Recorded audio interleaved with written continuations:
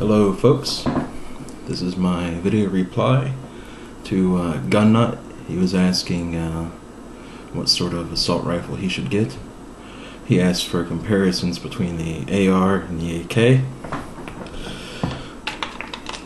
This is the Wasser by Century Arms 1063.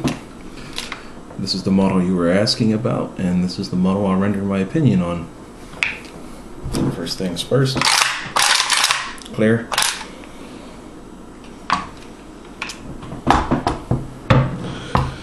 Well, as for price, this gun was about $540, $550 or so with taxes. It's a pretty good deal, I think. It's a semi-auto. It's not the band version, so it has the well, it's not the version they put out after the band. So it has the bayonet.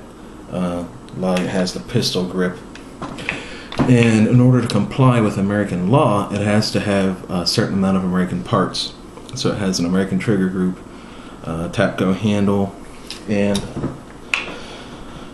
the magazines count as 3 pieces as well. So it's 3 more American parts. As for price, what you get with this weapon are 2 TAPCO magazines. You get an ammo pouch. Right? This is all my other Wasser video, if anyone's wondering.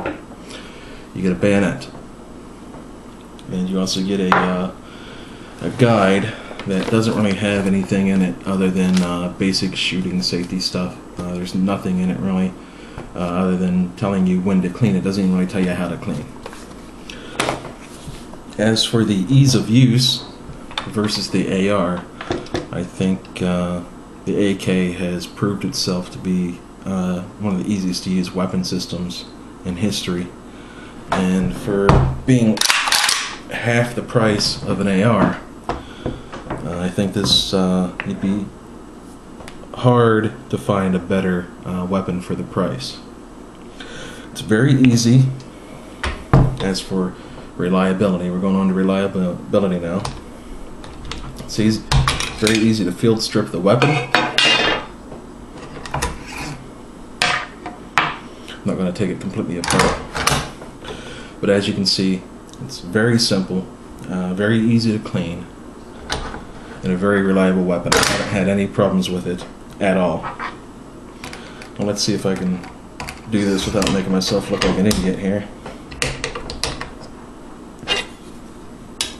And of course your dust cover. I mean, when I bought this weapon, I didn't know a thing about AK-47s. I went online, like I showed you the book there, didn't really have any information in it that I needed. So I went online and I looked around and I found various guides, videos on YouTube showing you exactly how to take all this stuff apart, how to put it back together, how to clean it, how to shoot, how to adjust your sights. So the information you can find on an AK is out there. As for the ease of reloading, as Gunnut asked, the AK isn't hard to load. It's just different, that's all. There's a, I'm not sure if you can see it, there's a little clip right here, this little nub, and instead of with a regular weapon you just take it and slide it in, you just hook that nub right in, and you just slide it like that. It's simple, and it's very secure. It's not going to come out, and even in the heat, it's easy. So I wouldn't say that reloading is an issue against the AR. I would say that you really need to decide what you want to do with your rifle. If you're going to go out and target shoot and you want to go for 100% accuracy, you'd probably be better to get an AR. The AK just isn't the most accurate weapon out past like 100 yards or so. But at the same time, you know, if you're going to use your weapon for home defense, if you're just going to go out and plink with it, or if you're going to kill zombies, accuracy isn't, you know, you don't need to hit a dime at 200 yards anyway. As long as you're hitting a, you know, a target that's about so big and you can hit it reliable with a few shots, then you're set. It might take you a couple bullets, but you're going to do it. Let's see. Gun, you asked about recoil. Recoil isn't really a problem for me. I'm a big guy. You look like a pretty big dude, so you'll be okay. It's not a 22. It kicks more than that, obviously. This is a 243 hunting load. This is it's slightly bigger than a 223. So it's 243, and it's got a lot more powder than the military load. And these are both 7.62. One's brass, the other is a steel case. One's by Wolf, and the other is by a Yugoslavian company called I have no idea what it's called. If you can translate that, good luck. I call it Metak ammo. It's brass. It's a little bit more expensive, and it's reloadable. I don't have the tools to reload it, but it is reloadable. Wolf ammunition comes 20 in a box. You can get it for about, depends on where you go. If you buy bulk online, you can get it for about $5 a box. 25, between like 23 and 26 cents per bullet, basically. That's the best I've seen. Prices are skyrocketing right now.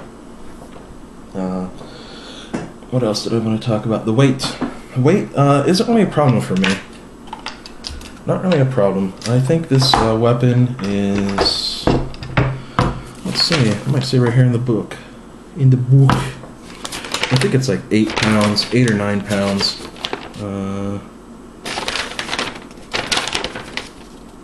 You know what? It's written down somewhere. It's 8 or 9 pounds. An AR is probably lighter, but if you want to spend a little bit of money, you can replace all the furniture here with polymer stuff. You can get a hollow stock if you want. You can do whatever you want. You can replace all that stuff. You can probably replace the gas chamber too. Get like a lighter one if you want. But the AK, it's a heavier weapon because it's a very solid weapon. There's not really a lot to the complexity of the weapon, but it's made out of nice, thick metal, so it's highly reliable and it's very tough. So that if you want something ultra lightweight, go with an AR. If you don't mind carrying a little bit more weight, or if you want to get something maybe you can cut down some weight on, an AK, there's maybe 2 or 3 pounds of difference between the two weapons.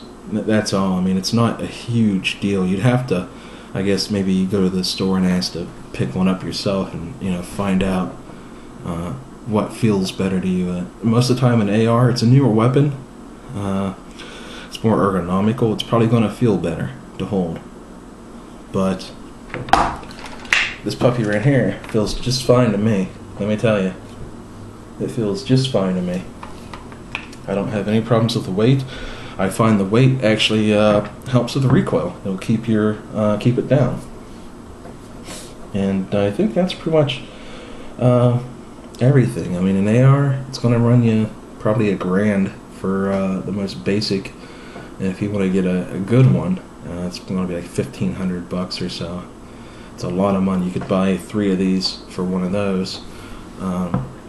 If you're target shooting professionally or something, I don't know what you're going to do with it. An AR will probably be more accurate in the long run. But this right here, this is a side mount for a scope, optics. You can you attach your you attach it right there, and it swings up over top of the over top like this, right? And you can look under and you can see your iron sights, and you can look through your optics. You can even mount a rail here. This can be a rail, and you can mount whatever you want there, red dot sight, optics, whatever you want. And if you get your weapons sighted in, these are extremely accurate weapons out to about 200 yards or so. You'll have an MOA of maybe 3, 4, 5. I guess it depends on the conditions. It depends on your ammo too. Different ammo has different accuracy tolerances. Wolf ammunition, not so accurate. It's very cheap ammunition, steel case, it's mass produced to be cheap, versus Yugoslavian ammo, probably a little bit more accurate. you know, I guess if you want to spend an extra $2 per box to get more accurate ammunition, if it's a big issue for you, you can do that. You know, the money you'll save by getting an AK versus an AR, you know, you'll be able to get a lot of ammo. You'll be able to get whatever kind of ammo you want. And I think that's everything. Just don't make the mistake that I did. When you're in the store, ask to see the gun and make sure it has a cleaning rod. Otherwise, you're going to have to pay $5 to get a cleaning rod. I haven't done that yet. And